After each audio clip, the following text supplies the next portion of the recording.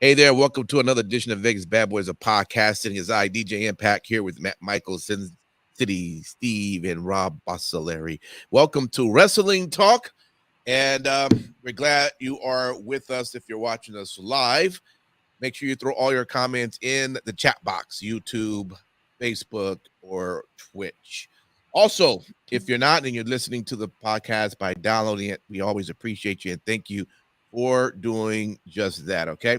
So with that, let's get right into our wrestling talk and see what's too sweet for the week.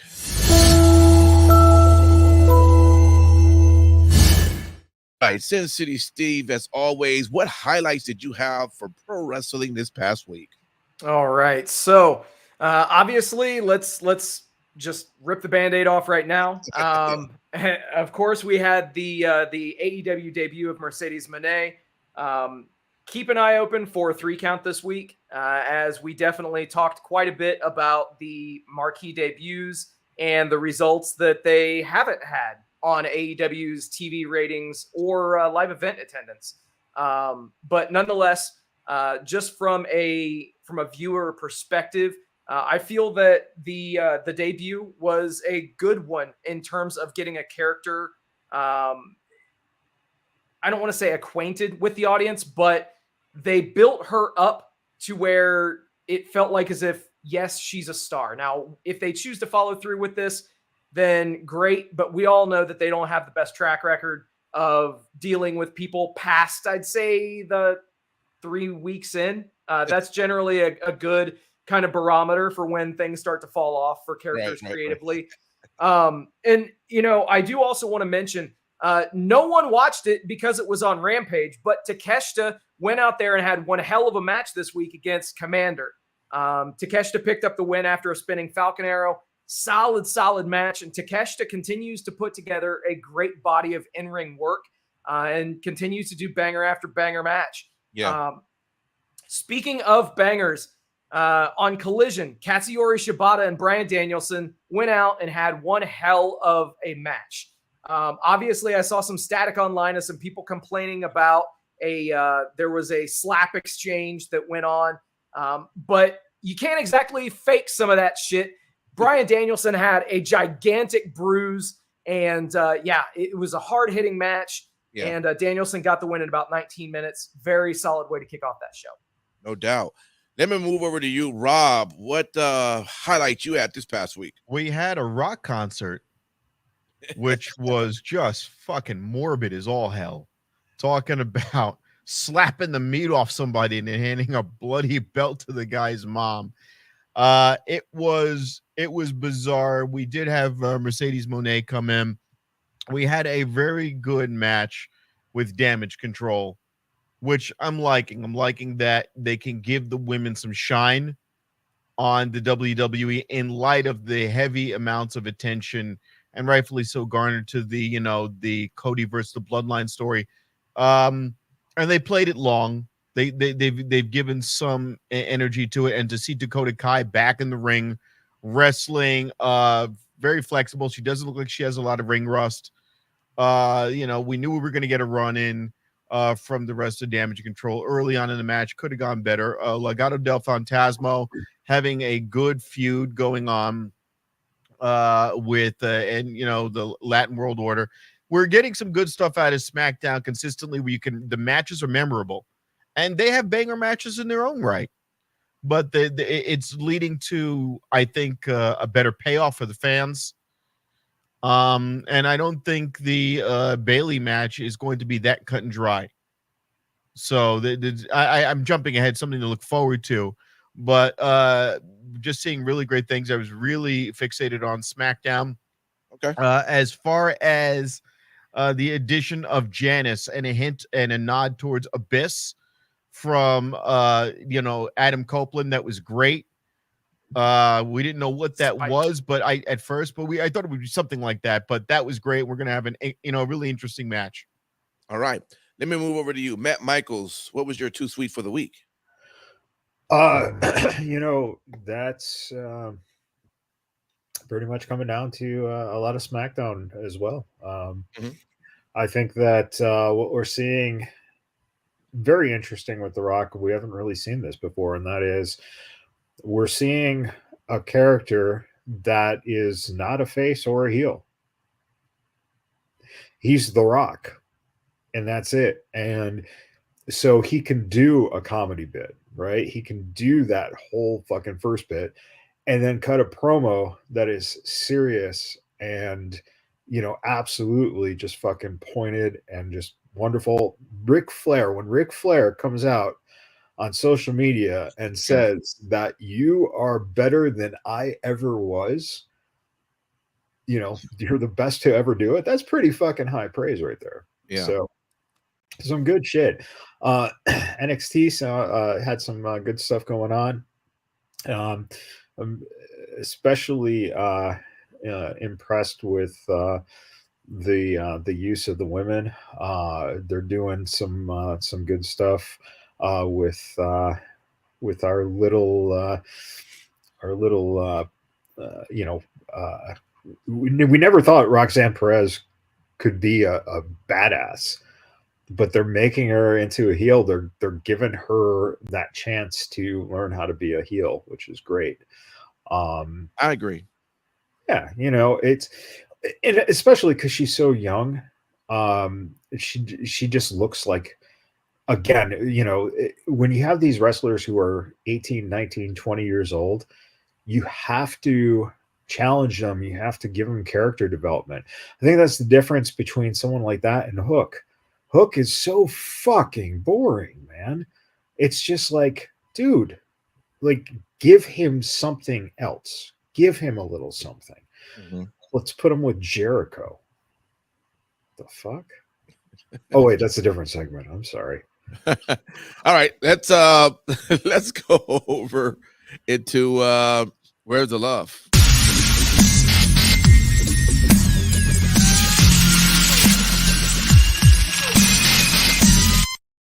All right, so I'll start with you, Rob. Is there anybody out there that needs some love out there in pro wrestling? Angelo Parker, what the fuck are we doing with him and Ruby Soho? Now she's giving him ultimatums because he's getting bullied. This is the gimmick. I can't even remember who the hell was bullying him. Like, if you're can't even remember who the hell he is. You're right. Saraya's But brother. you know what? Exactly, because they're not even really linking it with Saraya anymore. Exactly. And even Saraya and the fucking Australian one, because she's nameless. They were doing some sort of lesbian thing, and then they dropped that. They're far too much in the background to even bother putting them on TV at all. So you saying they need the love? Yeah, they're not. What is the point of having? They had some sort of weirdo love triangle. We don't know what it was about, what it was for. We don't know if Saraya was a lesbian and didn't want anybody else with Ruby Soho. It was super fucking weird. It went nowhere. They got that Harley girl. She's not doing anything. That whole gimmick is just shit. Wardlow, you constantly get the idea that Wardlow, he's never going to win, because the whole gimmick is he gets the belt and then gives it to Adam. That was the whole point, was you're going to win and then you're going to give my crippled ass the belt. And then so he's trying to do a Christian Cage thing where, like in the same way that Killswitch handed the belt over, the opportunity. And what about Killswitch? You're still dressed up as a dinosaur. You're now it's just a non sequitur. You're a guy running around in a dinosaur costume, but you no longer have any link with Jungle Boy or Jurassic Express. So why the fuck are you still even part of this faction? Or just take the mask off. Take the mask off and do what Kane did and just have a gnarly looking face, some face paint on there like Crazy Steve from TNA. It's stupid. Okay. All right. You're wasting these guys. Wow, we have every segment's of what the fuck this week. It is. Apparently it is. So okay, let me go with you, Matt Michaels. Who needs the love? Pretty Deadly. I think Pretty Deadly needs some love. You have this incredible idea of doing a 6-person or 6 tag team ladder match, which is fucking going to be insane off the hook. I would have loved to see Pretty Deadly get a chance to be a part of that. You mean Breezango? No, I'm talking about a talented tag team. So I'm You talking mean about Brazongo No, with their detective skills? no. I think that when it comes to love, I do think Wardlow needs some love. He the Do you think fact he needs that a you- hug? no, I think that he needs to get out of his fucking contract because they are fucking killing this guy. Yeah. You build him up as a monster again, and then you have Joe just fucking choke him out. Right. It's like, here, let's do a long match just for you to legitimately lose by getting choked out, and now you're fucking irrelevant again. What is Like going on? EC3 Yeah, on WWE. I thought after he did that promo the week I watched, I'm like, okay, I see you, Warlow. I thought we was having something there. And then they, Right. Wardlow right. saw nothing when he was choked out in the oxygen. Oh. Yeah, it's unreal. And that's, again, for all the fans who like to say, well, Tony Khan's a great booker because he gives us the matches we want to see. But he also has no fucking clue what he's doing. So it's, take your pick. You have two poison pills. Either he's a great booker or he's a fucking idiot. And Yeah. he's pretty much a fucking idiot who just all right. does fantasy booking. Sin City Steve, man, where's the love? Where is the love for the House of Black? Malachi just recently had his first singles match in over a year. And now Buddy Matthews and Brody King just lost to Carly Bravo and Sean Dean on Collision in the wild card round of the AEW World Tag Team Title Tournament. What? I mean, outside of a largely forgettable trios title reign, which that title obviously, yeah, that's a what the fuck in itself. But the elevation of Julia Hart. Outside of that, this faction has been stuck in mediocrity. And currently they're in a Mark fucking Briscoe. And Briscoe actually caused the loss in this match at Collision. But dude, They told him to reach for the sky, and they did. I guess so. It really is just, yeah, Buddy Matthews has to be another one that is counting down the days until his contract is up, man. He'll be back in WWE. They'll pair him up with Rhea, and he'll be over like crazy because he'll be with her. I can't wait to see them make Dom a cuck. Oh, that's exactly what'll fucking happen. Oh, you're my little brother. You're my little Just in time for CJ and Miro to come back. Oh, Jesus. And that's the new faction, the Cucks. Yeah. Cucks are us. Oh. Jesus. He's going to go up to CJ's dressing room, and there's going to be a line of talent. Oh, fuck. All right. Well, let's get into the segment everybody's been waiting for.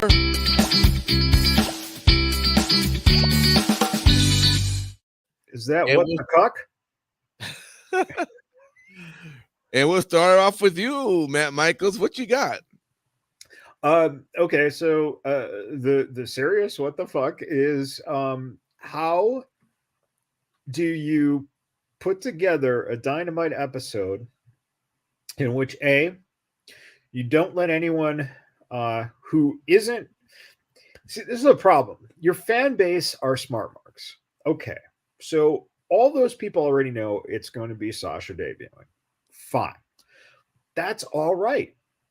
But no one else fucking knows. Yep. So you have to promote it. You can't just be unveiling people because no one's watching your program as it is. So you have to get eyes. That's the idea of bringing in someone like her in that status.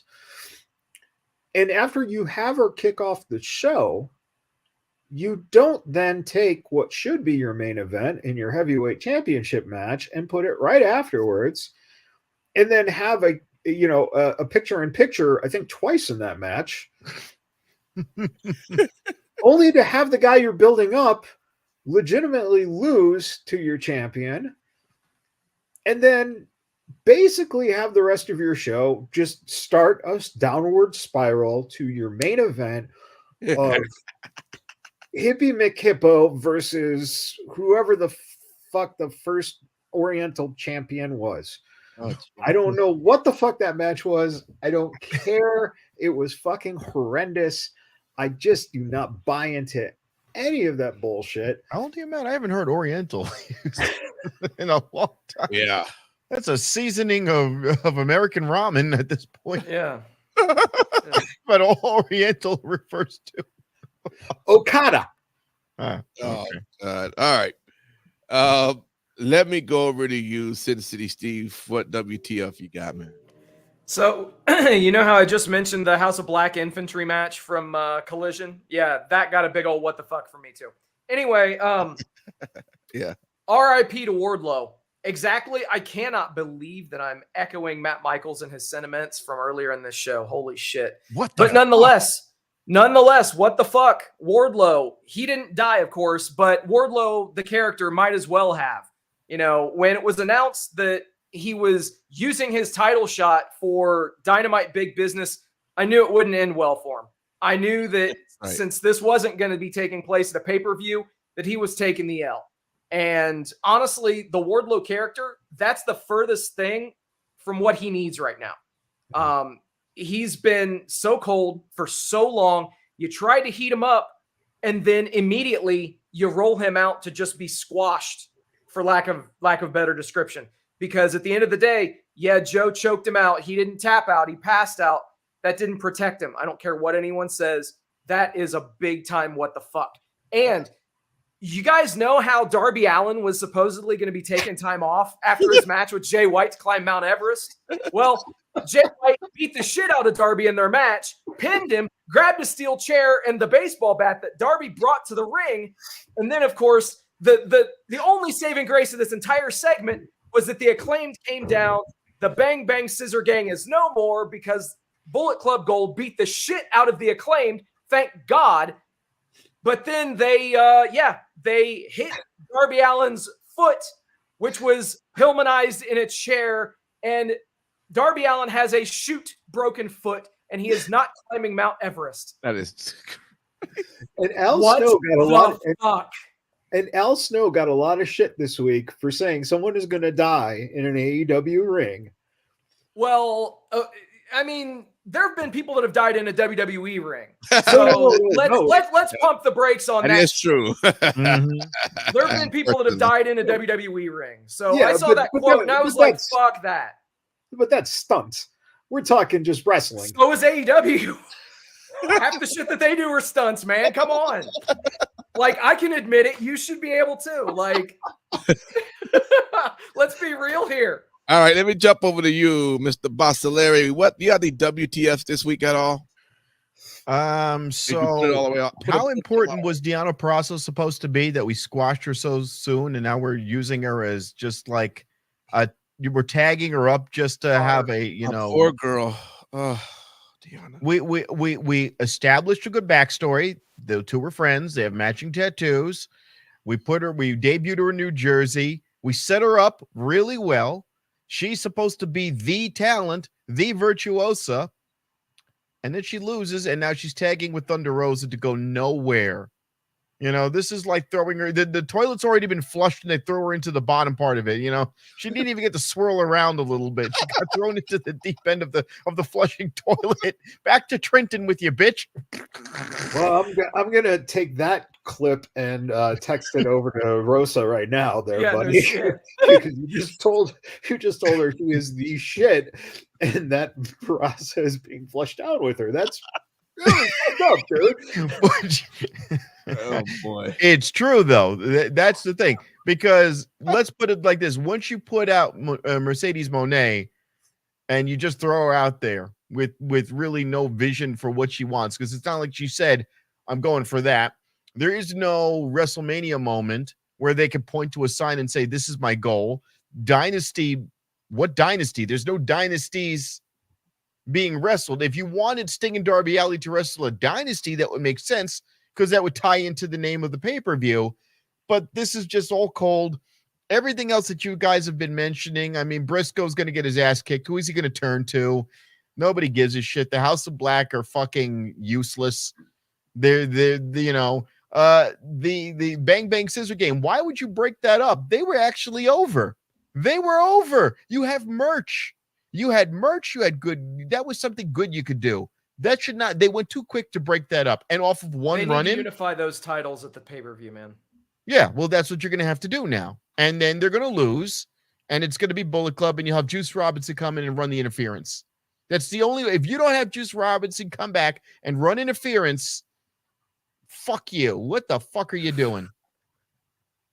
Yep. Fucking Darby Allin stunt. It'll be the Darby Allin spot. Pretty much. And by the way, you don't think Darby Allin's not going to go to fucking Mount Everest with a broken foot? No, he said that he's postponing it. Ah, Jesus. Yeah, his foot is like diagonal now. TMZ has some photos. Oh, I've seen. And you mean to tell me that they can post that shit, but they can't post a fucking talent signing to TMZ? Get the fuck out of here. Sorry. I understand. His foot is pretty gnarly. Let's get into the, God. All the toes in the middle are just missed. Like, All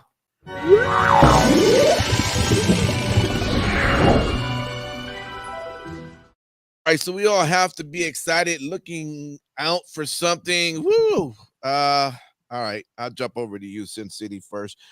What are you looking out for, man? Looking forward to?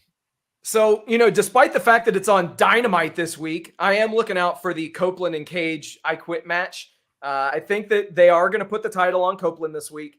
Let him have a bit of a run with it. I think the match will be interesting, especially, and Rob, as you had mentioned earlier in the show, the introduction of Spike, which we kind of referenced on the show, was that 2x4 with a bunch of nails sticking out of the edge of it. So obviously that's going to play into the match. And people wonder why Christian wears that turtleneck so that he can take, those types of 2x4 with nail spots, I guess. Anyway, there definitely will be blood on Wednesday. I am looking forward to seeing what they're actually going to do with Kyle O'Reilly. Props to Kyle O'Reilly. It was over a year and a half since he's been in the ring. Numerous injuries, numerous setbacks. I've been a fan of his since Ring of Honor, and it's great to see him back. I'm sure that he's going to do something with the Undisputed Kingdom, as is, they're telegraphing that shit. But I'm still interested to see where we go. Dynasty should be a solid pay-per-view, given the fact that we've gotten a couple of matches already. If nothing else, the Bryan Danielson and Bryan Danielson and Will Ospreay match could be a fucking match of the year candidate. We'll see. I am looking forward and looking out for what's going to go down at WrestleMania. I think that, WWE, as always, they fire on all cylinders during this time of the year.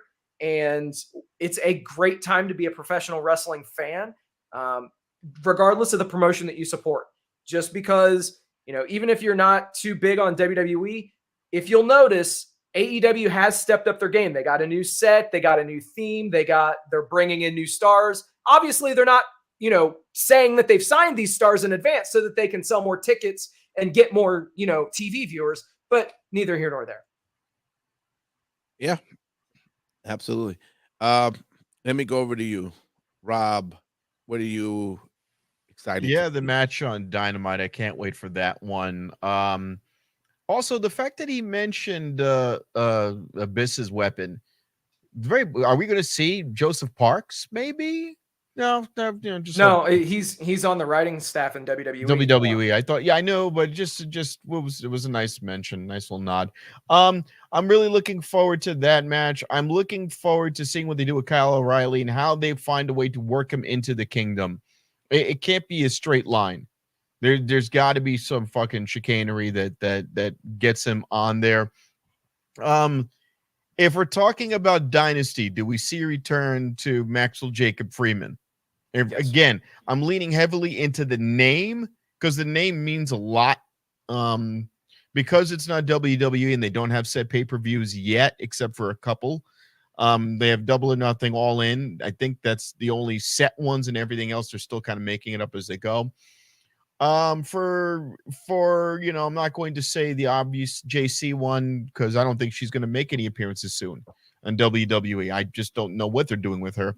But if I were to guess, maybe instead of maybe she's the third person with Bailey because she's an outsider and there's no expectation there. So that could be a possibility. I'm looking forward to seeing what we get out of Judgment Day. I'm looking for hints to get an idea of where Mr. Money in the Bank, Senior Money in the Bank, is going to cash in. I'm looking for hints on that. Okay. And also, did they square away a tag opponent for them? I forgot. Yeah, it's a six. Yeah, it's gonna be a lot of man, right? So yeah, I'm looking forward to see what that was it. Yeah, what happens there? I don't think they're going to leave with it with the tag belts. Nope. All right, let's go over to you, Matt Michaels. What are you looking at? Yeah, if you take the tag belts off of them in that match, then Priest is open to cash in that case. So yeah, Which he will. Yeah, and whether or not it might be the day after, and I would do it on McIntyre the night after just to fuck with Drew. You would. I think it's interesting. We got some, the Usos match should be interesting to see what they do with that. I think that Gunther versus Sami Zayn could be a very interesting match too. I think those two could very well tear it up. If you're looking for your wrestling match, that's your wrestling match. I think that is going to be amazing. The ladder match is going to be crazy with 6 tag teams. It's 12 fucking people in a ladder match. That's going to be insane. Yeah. So, and DJ, hopefully that happens on night 2 because that will be exciting to see live. Sure. As good as it'll be on TV, live, that will be fucking crazy. Oh yeah. And I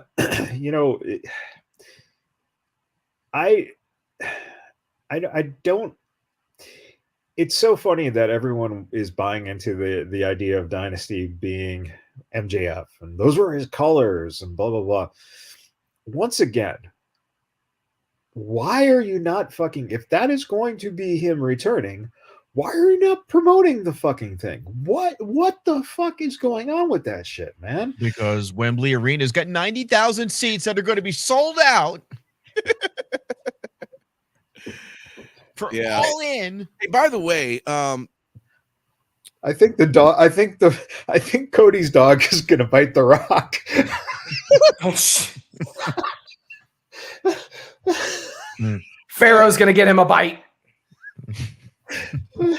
So on one of the chats I'm in with Travis, he had mentioned about AEW promotion showing all the promotion shows Swerve right on the front. There's no pictures of Samoa Joe at all, and he's like, I mean, are they giving this away already? Now, one of the guys on our chat pretty much said no, but it is kind of weird that Swerve has been given this top priority on their promotion, and and not to have your world champion. It is. I'm going to take a page out of Matt Michaels' book and just say the guy's an idiot, and just figured, oh well, Swerve's really trending right now, and his numbers are high, so just put him out there. I like Travis's other comment, or token black guy. Oh yeah. Yeah, so I don't know, but I'm interested to see where that comes, how that, because if that is really the case and Swerve wins, that just shows you that Tony doesn't know what. I mean, we already know he don't know, but he just it's enough to just get annoyed that he just doesn't know what the fuck he's doing. But it's sort of something. I mean, the right move is to put the title on him. No, that is, but why have the promotion without your champion on it now? Agreed. That's the thing that doesn't make any sense. I couldn't believe. I haven't seen it, but when I read that, I'm like, really? That's okay. It's because Tony forgot who his champion was. Oh All right. I mean, No, he doesn't know they- that Darby they do- Allin has they a do broken have- foot. Should somebody tell him Darby Allin has a broken foot? They do have 10 titles. So, I mean, I can understand how it's difficult for them to keep all the title holders in line, you know. All right.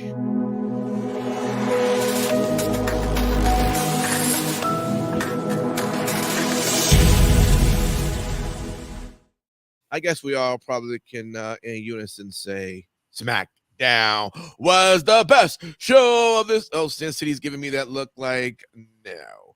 So let me go over to you. Let me start off with you, Sin City. Best in show for you. Come on, man. You should know that I have to be the voice of dissent on this panel. I always am, for better or for worse. That's right. AEW Dynamite, big business. You know, for those people that complained about women's wrestling always being confined to one segment per show, here you go. Dynamite was bookended by the women's division. Yes, There were about 1 million people that did watch Mercedes Moné make her debut. And then everybody almost in unison pressed the button on their remote to turn off Dynamite right after it was over. So if you know, I just hope that they learn their lesson. But I don't ever think that they will. No. But the thing is, it does, in my view, when I'm watching a wrestling show, the quality of the wrestling show is subjective entirely. There might be 100 people witnessing it. There might be, you know, 1 million people. There might be whatever. But the fact is, you can have great stuff on a wrestling show and not get viewers. This was one example of it. You know, obviously, the trios match with Okada and the Young Bucks was awesome. Okada's settling into his heel role, and it's been pretty funny. Will Ospreay cut a fucking money promo, bruv. Dynamite was solid this week from beginning to end. That especially the first hour of Dynamite. The first hour of Dynamite was the best hour of wrestling I saw on TV this week. And yeah, they needed to hit a home run on Wednesday. They did. I just wish that more people would have seen it. Isn't that the story that we always say every week with AEW? True that. True that. All right. I'll go over to you, Rob. What was your best in show for this? I don't want to say Dynamite, and I'll just keep it brief because there was no payoff for Dynamite. You're going to do this show, and we don't have any guidance as to where any of these people are going. Well, Ospreay, don't know what's going to come of him. Mercedes Moné, don't know what's going to come of her. They didn't have anything to promote really, except that they are happy to be there. Good. And then there were matches. Good. That was it. Whereas SmackDown, they did fucked up shit. They did wild ass shit, but it led to something that I'm going to want to watch next week. If I were to put it into a vacuum, Mercedes Moné is here. Great. Whatever. The Rock is going to bloody Cody Rhodes and hand a bloody belt off to the mom. Good. Now I want to see him attempt this. And by the way, he keeps dropping a seed. I'm going to get rid of that belt, Seth Rollins. I'm going to make it disappear. He didn't say I'm going to beat you for the belt. He says I'm going to make it disappear. So it's planting a seed for a unification, if in my mind. So they keep planting seeds and Easter eggs and a trail of breadcrumbs in WWE. They get you to want to watch the following week, whereas AEW goes, I want to do banger matches. So SmackDown gets me reinvested. And also with Logan Paul, because how happy was it watching fucking Randy Orton and then Kevin Owens fight, and they were all buddy, and then as soon as it's a triple threat, Randy Orton shoved him to the side. Did you notice that little push to the side? He gave him the dirty look. I was like, that's just brilliant writing all the way around. Brilliant writing. And again, the following week, now I'm going to want to watch it again to see if those two start going at each other. That's what AEW is missing, the sandwich. It has the bread. You know, that was actually, by the way, and that was good because I was confused. I was saying if this match was going to go between Orton and Logan, it didn't make sense to me because there's no reason why Orton needs the United States Championship. It's stupid. At the same time, it doesn't make sense for him to take an L to Logan. So I'm like, I don't know where they're going with this. It's going to be interesting. But now putting that triple, I'm like, okay, now that makes a little bit more sense. AEW right now is a loaf of bread. Both ends are very good. It's that loaf of bread that looks really delicious, but there's nothing inside. You've put nothing in the between it. You have all the makings and the foundation for something good, but there's nothing. Right now, they're not doing anything with it. Yeah. That's all. All right, Matt Michaels, what's your show for the week? I think that SmackDown, of course, was above and beyond. But I'll say that I enjoyed NXT this week. NXT is building themselves to their show on Saturday. It's interesting to give the Saturday morning slot to NXT and then have WrestleMania right after it. I think that it's interesting to put the pressure on them and to show these kids like, hey, you got to fucking perform before the biggest fucking show. Mm-hmm. It's almost like that's your fucking pre-show. We're going to have a fucking 2.5 hour pre-show with all the young guys and then, start the main show. So young guys and Baron Corbin. So yeah, young guys, people who still need to learn the business, people who need to grow a little bit. That guy. I mean, remember, Rob, Baron Corbin used to have hair as well. I mean, his hairline was pushed further back than mine, even when he had that hair. Oh yeah, but the curtain matches the drapes now. Oh God! All right, so that is our wrestling talk, and we Okada. So what's happening is Okada is the rainmaker on Baron Corbin's bald skin. So listen, we talk about dropping seeds. He lost it. Yeah, dropping seeds. Oh boy, we appreciate you hanging out with us for our wrestling talk. We might do something a little different. We're gonna give our final thoughts during wrestling talk because we actually recorded 3 count first. For those that might be listening to wrestling talk, we recorded it first because of our guests, but definitely check that out. 3 good topics that I'm sure you're going to enjoy. Okay, with that though, I know the following weeks as we start to get closer to Mania and Easter and everything, there may be we might not have a lot of live shows, but we will have something in place for you to take a listen to. So please continue to listen to us and enjoy the podcast that we put together. And with that, let me jump over to you, Sin City Steve. What would you like to tell the beautiful people out there? All right. Thank you guys for hanging out with us tonight. Thank you for liking, sharing, subscribing, doing all the stuff that you guys do. We appreciate each and every one of you. Also, very special shout out and thank you to all the brave men and women serving this country, whether you're doing it on lands foreign or domestic. Thank you for doing what you do so that we can do what we love to do. And last but not least, repsports.com, reppsports.com. Go there for all your pre-workout, weight loss, and general energy needs. Again, that's repsports.com. Use promo code Vegas at checkout and save yourself 15%. Perfect. How about you, Rob? You promoting you anywhere this week or what? Yeah, I'm going to be. Hold on. Uh-oh. Drunken Jokes. Drunken Jokes, which is going to be at 18 Bin on Main Street on Tuesday. I'll be there. Okay. As either Barack Obama or Donald Trump, or usually both. Yeah. I'll be at Wise Guys before that at Town Square.